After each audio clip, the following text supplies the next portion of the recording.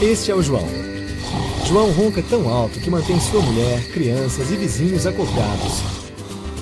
João sabe que ronca e sua mulher já dorme em um outro quarto. O que o João não sabe é que roncar também é muito ruim para a sua saúde. Quando o João ronca, suas vias aéreas são parcialmente bloqueadas, restringindo o volume de oxigênio que ele respira. Essa falta de oxigênio pode ter sérios efeitos em sua saúde, causando fadiga, problemas cardíacos e mesmo depressão. Muitos casos, inclusive de derrames, estão relacionados com alguns tipos de distúrbios do sono. Apresentamos a faixa anti-ronco.